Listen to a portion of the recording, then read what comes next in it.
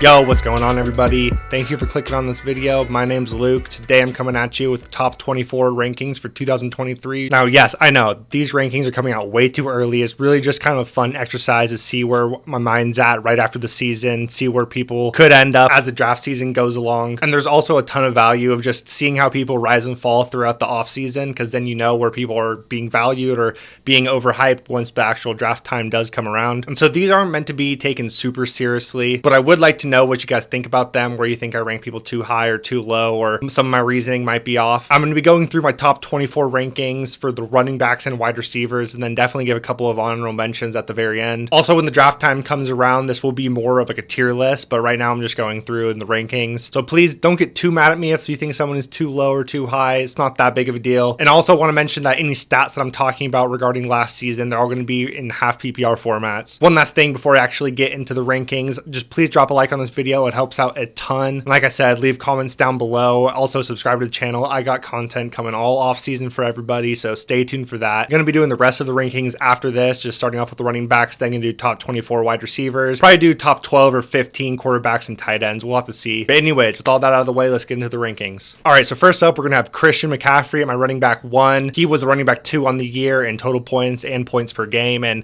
he was running back 1 from week 8 on, which is when he got traded to San Francisco. I don't think there's really much else to be said here. He's an absolute stud, just has dominated every single time he's ever been on a football field. And it doesn't really seem like too much is going to change, especially in the running back position for San Francisco this upcoming year. Definitely a lot of questions with their quarterbacks, but he's shown throughout his entire career that the quarterback he has doesn't really matter, and this offense is going to run through him. So I think he'll be the number 1 running back going in, and that's where I got him right now. Now onto my running back 2, I'm going to have Austin Eckler, who was the running back 1 this year and was the running back 2 last year, so just has been unbelievable the past couple of years. He also had a really bad start to the season this year, and the fact that he was able to finish as the running back 1 even after all of that is pretty impressive to me. Now there are a lot of questions with the Chargers this offseason. We don't really know what's going on with Keenan Allen. There's also a possibility that they take a running back on like day 2, which could affect his draft value, but regardless, I think he'll be a great option for everyone last year. He catches a ton of passes, so his floor is normally really safe, and he has a super high upside, just has been scoring a ton of touchdowns over the past 2 years. So I don't think too much will change, but I got him right here, my running back 2 for right now. Now my running back 3, I'm going to have Saquon Barkley here. He finally had that bounce back that everyone's been waiting for, and it was really great to see him be a lot more like his rookie self. He had struggled a bit at the end of the year. This offense overall just wasn't very good, so I think that was a little bit expected, but for majority of the year, he absolutely dominated and just looked unbelievable. And I think we're going to get more of that going forward. I do assume that he's going to be returning to the Giants, and I can't imagine that they'll have a worse receiving core than they did this year, so I imagine the offense will be better. Even with struggling at the end of the year, he finished as the running back 5, and if they get a better offense, he could definitely be the running back 1 this upcoming year, but I think he's going to be a really safe option. The only real worry there is if he gets injured again. I think if he's playing, he's going to dominate. Now, onto my running back 4, I'm going to have Jonathan Taylor, the consensus 101 this past year.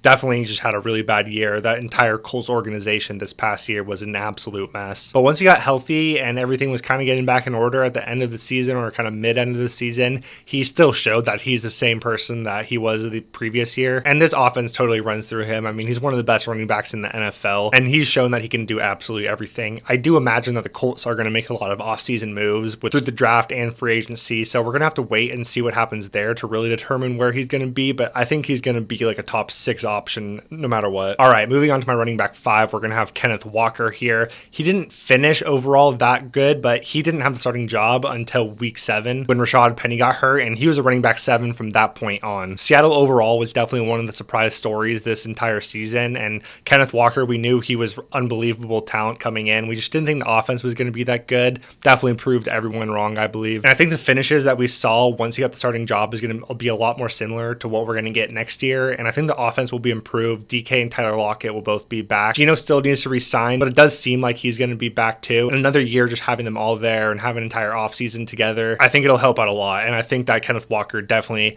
has a good chance to finish as a top 5 running back. Now moving on to my running back 6, I'm going to have Derrick Henry here. Definitely someone who could finish a lot higher or a lot lower than this. They had a lot of quarterback issues, and he still finished as a top 5 running back, which is unbelievable. And this entire offense runs through him, has just been an outlier his entire career, and that seems to be continuing. He will be 30 next season, which is just a terrible age for running backs historically, but he's obviously an outlier, so we can't totally take the data to be normal since he is an outlier, but definitely something to worry about. And just given how much he's been used over the past 5 years, definitely going to have to be something we monitor through the offseason. But this year, he pretty much still looked like the same Derrick Henry, and not a lot of reason to really seem like he's slowing down. So I still got him ranked pretty highly. We'll have to see as the offseason progresses. I've seen a lot of rankings that have him a lot higher, and I think I feel pretty comfortable with the other 5 guys ahead of him. So I'm going to put him right here, right now. Got Derrick Henry at number 6. All right, moving on to running back 7, we're going to have Josh Jacobs. Now, people could be feeling a lot of different ways about this since he finished as the RB3 this year. There's just so many question marks with him and the Raiders this offseason. Like, we have no idea who their quarterback's going to be. Josh Jacobs is also a free agent, so he could go somewhere totally different. That normally doesn't tend to work out for running backs. And I mean, we said about wide receivers, like, so we got to actually see. I do think, though, that if he goes somewhere else, he'll probably get paid, so he'll probably be a lead back. So I think he's going to be good regardless. I do think I would prefer him to stay in Vegas, where they know that he'll be trusted and can be used a lot. And if they get a quarterback upgrade like Aaron Rodgers or something like that, then that would just make him even better. And he would probably be ranked in the top 5, top 3 running backs. So his ranking really just going to depend a lot on what happens in the offseason. That's why I got him at 7 right now, because he could go higher, could go lower. We'll just have to wait and see, but that's where I have him right now. After him, my running back 8, I'm going to have Nick Chubb, who was running back 6 this year, but definitely was a lot worse once Deshaun Watson took over and he was the quarterback for them. So definitely a little bit of worry there since he'll be the quarterback next year. But Deshaun hadn't played football in like 2 years, so I think it makes sense that he wasn't as good. And with Jacoby Brissett, Nick Chubb was a top 5 running back, and I think that Deshaun Watson will be able to get back into, playing shape and get used to everything, where he'll be a better quarterback than Jacoby Brissett. So I'm not too worried about him. They're just the same conversation every year with Nick Chubb. One of the best running backs in the league, doesn't catch passes, so his upside is limited a bit, not really being able to get into like that top 3 area, but no matter what, going to be at worst like a top 10 running back. So I have him here right now at 8. If Kareem Hunt is gone in the offseason, then that could be a whole nother reason to move him up even higher. So some more things we'll have to wait and see, but no matter what, he's going to be probably at worst running back 8. After him, my running back 9, I'm going to have Travis Etienne Jr., who we definitely saw his elite flashes. One of the most interesting cases, honestly, this season, because he was drafted very highly. A lot of people had high expectations for him, and then James Robinson was a starter when the year started. And I know it kind of screwed me over. I was definitely all in on Travis Etienne this year. Luckily, pretty shortly into the season, James Robinson kind of burnt out already, and then he got traded, and Travis Etienne got the full workload, and we saw those elite flashes. He had a run where he finished as the RB7, and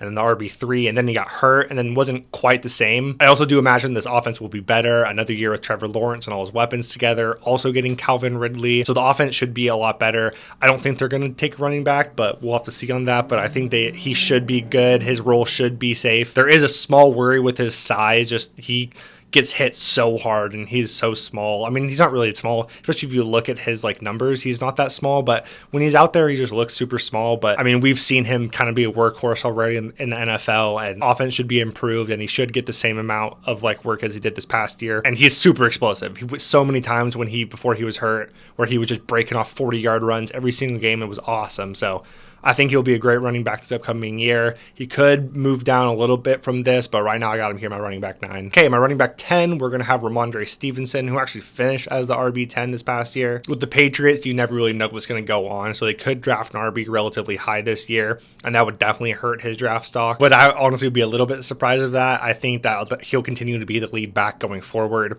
Damien Harris is also probably gone in the offseason, so just less competition for him. They also got an actual offensive coordinator this year. Pretty crazy. So overall, their team should be better, at least on the offensive side. And I think that'll just do nothing but benefit Ramondre. I think we all saw he is super good, great at catching passes. So he could move up over Etienne, definitely. We just kind of got to wait and see. But definitely will be probably at worst top 12. But I got him right here, RB10 right now. All right, after him, my RB11, we're going to have Najee Harris, who did finish at the RB15 this year. But from week 11 on, he was actually the RB7 and seemed a lot more like his old self. A lot of people might not realize how good he was down the stretch of the fantasy football season. A lot of people tend to just remember what it was like in the very beginning of fantasy football seasons, and then they just take that as a season. But once he got fully healthy and that whole plate thing out of his cleat was done, he was very good and seemed a lot more like what he was like his rookie year. And we know that Pittsburgh always likes to use a workhorse running back, so no reason to think that he won't have that job next year. I also think that they'll be a lot better. Just Kenny wasn't honestly that good. So with more time to develop with all the weapons, I think everyone on this offense will be improved next next year, and I think that Najee Harris will be right around here. I think he'll be a great like RB2. Definitely wouldn't want him as my RB1, but I would be pretty hyped with him on RB2, unless I was going like wide receiver heavy and he fell to me in like the 3rd or 4th round. But we'll just have to see. But right now I got him on my RB11. And then on my RB12, I'm going to have Tony Pollard, who kind of hard to rank him just because he got hurt in the very last game of his season, broke his leg. So we're going to have to monitor that this offseason. And depending on how healthy he is to start the season, could be a lot higher or a lot lower than this. Just we have no idea what that's going to be like once like August, September comes around.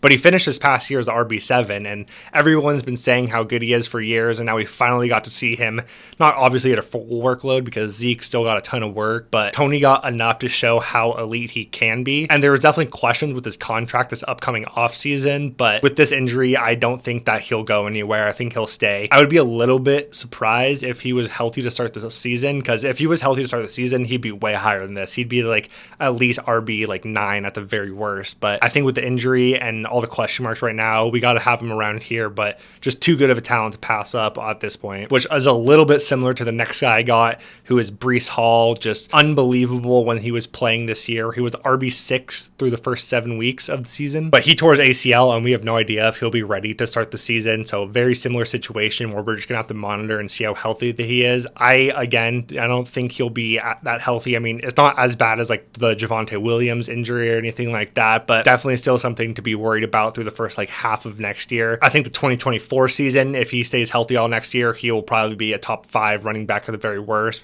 because he's just one of the best talents already in the NFL. But yeah, the injury definitely the main concern here, so we'll just have to see how that goes through the offseason. Then after him, at the running back 14, we are going to have Joe Mixon, who, I mean, this is a very interesting situation. A great offense, one of the best in the entire NFL, but he was just super inefficient this year because like he got all the workload that anyone could ever want from him, but he honestly just didn't literally live up to what a lot of people expected. I mean, he finished pretty good because he played a lot of the year, but literally 25% of his points came in one game this year. When he scored 50 points in that one game, that was 25% of his total points on the entire season. He was only 3.3 yards per carry, which was one of the worst in the entire NFL. And having that in an offense that passes the ball so much is definitely worrisome. He also just had that lawsuit that came out about him, but then got dropped shortly after. So I don't know, something that I think we need to pay attention to, but I don't think it'll be anything, but definitely still something on the mind. Samaje Perine also looks super good and got a ton of work in that championship game. So they could also be another candidate to draft a running back. But if everything stays as is, I think he'll be kind of a high-end running back too. I don't think he's quite as efficient as a lot of people thought that he was, including myself. I definitely thought that he was going to be a lot better than he was. On to running back 15, we're going to have Dalvin Cook here. Now, having him this low when he's totally healthy definitely feels really weird. And he did finish as RB8 this past year, so pretty good. I don't know if I feel this way just because I had him on my team, and even though he finishes the RB8, it really just did not feel like that throughout the year. A lot of like inconsistent games, just big blow ups, and then a bunch of nothing. They also seem to change their offensive philosophy this year with their new head coach, so that makes a lot of sense that they're a lot more pass team, run through Justin Jefferson rather than Dalvin Cook. So I just don't think that he's quite going to be ever to the same level that he once was, which is totally okay. I think we just got to adjust expectations. I think this is probably pretty fair for where he'll finish. Still going to be a useful person for fantasy. I just don't think he'll be that elite option anymore. Now on to my running back 16, we're going to have Damien Pierce here. Rookie this past year, who was just unbelievable. Honestly, this Texans team was just absolutely terrible. So you can only really do so much, but they do have the number 2 overall pick, and does look like they'll probably take a quarterback with that. So there should be some upgrades there. They got a new head coach. I think the main fear here is really just the James Robinson treatment, where they draft a running back early since he was taken like so late in the draft. I guess it wasn't that late, a 4th round pick, but yeah, I think he's super good, and I think that he should just be their lead back. But we've seen teams over and over again with these late draft capital running backs just not really give them the key, especially now that's going to be partially like a new team. So if nothing changes at the running back position and he is their clear lead back, I think he'll move up the rankings in the offseason, but I do have a lot of fear that they'll take somebody. So just something we're going to have to monitor, but overall, a great running back in my opinion that just is not on a very good offense. All right, running back 17, Mr. DeAndre Swift. I have no idea how to feel about him. Like, he's so good at football, and every time I watch him play when he's healthy, I just think he's unbelievable. But the team doesn't seem to trust him, and he can't stay healthy, so I can't really blame them. But his talent is just eye-popping whenever you watch it. So I think this is another person we'll really just have to monitor what goes on this offseason with them, because I think their offense was really good this past year. I think it's only going to get better this next year. And if he can stay healthy and get that workload, I mean, he has as high of a ceiling as anybody else, but I just have no faith at this point that he's going to get that workload. But I think his talent at this point is just too much to pass up, so I got him right here, my running back 17. All right, after him, at my running back 18, we'll have Aaron Jones. Another person with, I guess you can kind of see the trend at this point. A lot more question marks with all of these guys. Just a lot of different things that could happen with them. Obviously, the whole Aaron Rodgers conversation, we have no idea if he even wants to play football or if he wants to go back to the Packers. He's going in his hippie man darkness retreat right now, which is just kind of one of the most terrifying things I've ever heard. But hey, good for him, whatever floats your boat. But I just have no idea what's going on with Aaron Jones. AJ Dillon also is obviously a problem. Not a problem, but he definitely eats into his upside. Kind of a similar situation to Dalvin Cook this past year. He was the RB9, but was just super inconsistent. A lot of blow-up games, a lot of games where he didn't really do much. So it doesn't feel like he finished as a top 10 running back. So another person, we'll just have to monitor their situation as the offseason goes on and kind of determine what goes on there. On to my running back 19, we will have Cam Akers, who kind of seemed like he was dead to the world in the fantasy football landscape at least. And then the back half of the year just absolutely balled out. From week 13 on, he was a running back 4, which is just unbelievable once I looked that up. But he had such a tumultuous season. But if you were paying attention the years before, he is a great talent at running back. He tore his Achilles, so it made sense that he just wasn't the same guy. But then we saw it at the back half of the year, or I guess the last third of the year. So we'll just have to see if he's able to keep that up. And also if it does seem like Matthew Stafford's coming back, but we got to make sure about that. Cooper Kupp, if all that stuff is there and they don't draft a running back high, he could go a lot higher than this and go above people like Aaron Jones and Swift, just kind of depending on all the situations that they all fall into. Now, my running back 20, this feels really low right now that I'm looking at it and have him here, but I have Miles Sanders here, who did finish as the RB11 this past year. His whole game log is really interesting, but if you look through it, it was either he won you your week or he kind of lost your week for you. It was 50-50. So really weird to see. I think he's super good, but there's definitely just a limited upside when he's a part of this Philadelphia Eagles offense with Jalen Hurts. If they're on the 1 or 2 yard line almost every single time, Jalen Hurts will get the rushing touchdown instead of Sanders. And they also used Kenneth Gainwell and Boston Scott a lot, so he's not the clear lead back either, including Hurts being there. They also have a ton of great receiving options. So the offense is super good, which is fantastic to see, but he is going to be pretty inconsistent. But his good weeks are going to be great, I think. So he definitely has a chance to go a lot higher. This does feel kind of low for him. So I think I'm probably move him higher right now, just looking at that. Probably around to that RB17 area maybe, but he could go as high as 14 probably, but we'll just have to see where everyone else falls in front of him. After him, I'm going to have J.K. Dobbins. He was coming off of injury this past year and then kind of dealt with it throughout the entire season. Lamar Jackson was also hurt, so we didn't really have him. Just a lot of injury stuff going on in Baltimore this past year. There is a lot of data that I'm going to go through in more detail that's off season, but there is data to show that the year after a running back tears their ACL, they're not as good, but 2 years after, they are significantly better, a lot back to their old self. So I think J.K. Dobbins has a chance to be really good this upcoming year. We just don't know exactly what the situation will be like with Lamar Jackson and Gus Edwards and everyone. He also doesn't really catch passes, so it definitely limits his upside. But if everyone is back, I think he could be a lot higher because he's really good. Even when he was hurt, he showed it that he was able to break away and get by people while he was basically limping on the field. It was pretty crazy to see if you saw it. But I think Lamar Jackson is the big question mark here. It does seem like he'll probably be franchise tagged would be my guess and come back here, but we'll just have to wait and see. I think J.K. Dobbins, though, is going to be a really safe person. And then at 22, I have Javonte Williams here. I'm very worried about him just for this upcoming year. The injury Javonte had was very similar, actually, to the injury that J.K. Dobbins had a couple years ago. But Javonte did it in the middle of the season, where J.K. did it during the offseason and then still missed a little bit to start the season this year and wasn't healthy pretty much the entire year. So I do unfortunately think there's a good chance that Javonte is just never 100% this upcoming year. That definitely worries me, but he's just so goddamn good that I think he could still be valuable for fantasy even at 75%. So another situation that we'll all just have to kind of watch as the offseason goes on. And at my running back 23, I have Alvin Kamara here. Obviously, a lot to be worried about here. The Saints this past year were just kind of a mess. they are in talks right now with Derek Carr, so there's a good chance he would go there, which would definitely be an upgrade for the offense from what it was this past year. But there is this looming lawsuit over him that does sound like will be figured out this offseason, so there's a decent chance he'll get suspended. We don't know what that would be like. My guess would be 4 games, but we don't know for sure. And he's going to be 28 next year, so I don't know. There's just a lot of things kind of going against him. But he's still like just, I mean, he's Alvin Kamara. He's unbelievable talent. Got to show him flashes this year, but never was really consistent with it. So I don't know. Another person we'll have to see what kind of happens, where the cards fall with him. Kind of a different scenario. My last running back I'm going to talk about in detail is going to be Isaiah Pacheco, my running back 24. I mean, I absolutely love this dude. He runs so hard. It looks like he's just mad at the ground when he's running. It's awesome to see. He was a 7th round rookie this past year, so definitely worry that they draft a running back higher and he kind of takes over. But he kind of took over Clyde's role, and he was a 1st round guy a couple years ago. But I don't know. I think Clyde's done. He showed that he's obviously better than Jerick McKinnon too. So I do probably imagine they'll bring someone in, but I just don't know if it'll be someone who'll take over for Isaiah. Another situation we'll have to see. But if he stays as the lead guy, I mean, I think he can be very, very valuable for fantasy and be a lot higher than this, and